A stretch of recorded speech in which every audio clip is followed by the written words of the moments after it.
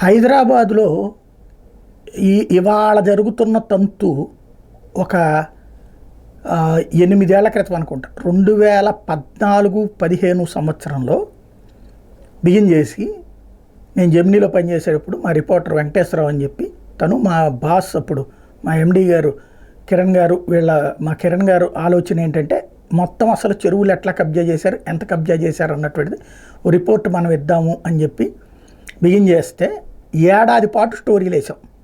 మొత్తం 185 చెరువులు, ప్రతి చెరువు దగ్గరికి రిపోర్టర్ పొద్దున్నే వెళ్ళి మొత్తం స్టోరీస్ అవన్నీ ఫస్ట్ తీసుకొచ్చి ఆ తర్వాతన స్టోరీల తర్వాతన అక్కడ లైవ్లు చెరువుల పరిరక్షణ సంఘాలతో మీటింగులు అదొక ఈవెంట్గా కూడా నిర్వహించాం. ఒక ఏడాది పాటు చేసాం. జెమినీ న్యూస్లో ఉన్నప్పుడు నేను ఏడాది పాటు చేసాం. ఆ రోజున అందరూ మాట్లాడారు ఆ రోజున, బట్ యాక్షన్ జరగలేదు.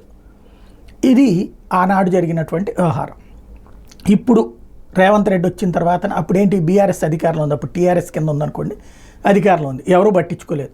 ఫస్ట్ అయితే ఆ చెరువుల సంరక్షణ అంటూ అదేదో కాస్త ఒక 4-5 చెరువుల దగ్గర మాత్రం చుట్టూ వాకింగ్ పాత్లని అట్లాంటివి కట్టారు హరీష్ రావు నాయకత్వంలో. ఆ తర్వాత అది కూడా పక్క వెళ్ళిపోయింది, మళ్ళీ మామూలుగానే జరిగిపోయింది. అందుకని సీరియల్గా వేసుకొచ్చాము అప్పుడు. బట్ పరిస్థితి చూస్తే ఆ చెరువుల తర్వాత పూర్తిగా కబ్జాకు గురవడం కానీ ఇవన్నీ జరిగిపోయినాయి.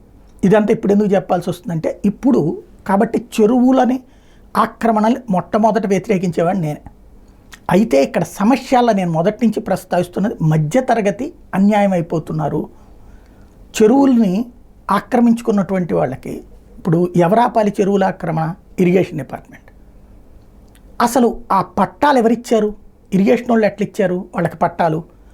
ఆ పట్టా భూమిని ఎలాగ నాళా పన్నులు కట్టేసి యాక్సెప్ట్ చేశారు? ఇది లోపల. ఇకపోతే అది FTL level, full tank level దగ్గర జిహెచ్ఎంసీ ఎట్లా పర్మిషన్ ఇచ్చింది, హెచ్ఎండి ఎట్లా పర్మిషన్ ఇచ్చింది? అపార్ట్మెంట్లు ఇళ్ళు కట్టుకోవడానికి పర్మిషన్ లేకుండా ఏది కట్టలే. అక్కడ అన్ని పర్మిషన్ ఉన్నాయి. ఎట్లా ఇచ్చారు? ఈవెన్ బ్యాంకులు లోన్ ఇచ్చినాయి. ఎట్లా ఇస్తాయి బ్యాంకులు లోను? అన్ని డాక్యుమెంట్లు కరెక్ట్గా ఉంటేనే కదా. ఎట్లా ఇచ్చినాయి? వాళ్ళు ఇచ్చారు కాబట్టి మధ్యతరగతి వెళ్ళి ఎఫ్టీఎల్ అంటే full tank level, buffer zone అంటే ఒక చెరువు నిండిపోయిన తర్వాత ఆ నీళ్లు ఎక్కడ దాకా వెళ్తాయో దాని వరకు బఫర్ జోన్. ఇది మామూలు సాధారణ ప్రజలకు ఎట్లా తెలుస్తుంది? మధ్యతరగతి ప్రజలకు ఎట్లా తెలుస్తుంది? అది నీ అధికారులకు నువ్వు కదా జీవోలు ఇచ్చుకోవాల్సింది. రేవంత్ రెడ్డి ఒక్కడని కాదు ఇక్కడ సమస్య, అధికారులు ఆపాలి కదా. అధికారులు బఫర్ జోన్ దాకా ఏది కట్టడానికి వీల్లేదు. అక్కడ దాకా ఇదిగో ఇది బఫర్ జోన్ అని అక్కడ దాకా ఒక సంకేతం ఇచ్చి ఇక్కడ దాకా కడితే ఎవరిదైనా సరే ఎప్పుడైనా కూలుస్తారు. అలాగే ఎఫ్టీఎల్ లెవెల్ అంటే ఇది ఫుల్ ట్యాంక్ లెవెల్ అంటే ఇక్కడైతే కనుక కడితే ఎప్పుడైనా కూల్చేయచ్చు. ఇది ఆర్డర్లు ఇవ్వాల్సింది, అక్కడ ఒక బోర్డులు పెట్టాల్సింది ఎవరు? ఇరిగేషన్ పెట్టలా, జిహెచ్ఎంసీ ఇచ్చేసింది, హెచ్ఎండిఏ ఇచ్చేసింది, రిజిస్ట్రేషన్లు చేసేశారు, బ్యాంకులు లోన్లు ఇచ్చినాయి. మధ్యలో బలిపశువులు ఎవరు? సాధారణ మధ్యతరగతి ప్రజలు.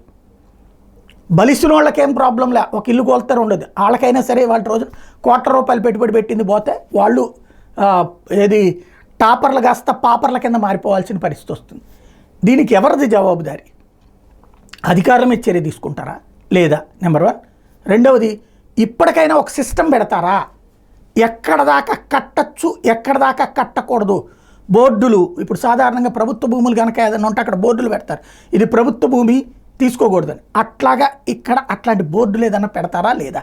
ఎందుకంటే ఇప్పటికి కూడా అమ్ముడుపోతుంది కాబట్టి ఆలోచించాల్సి ఉంది.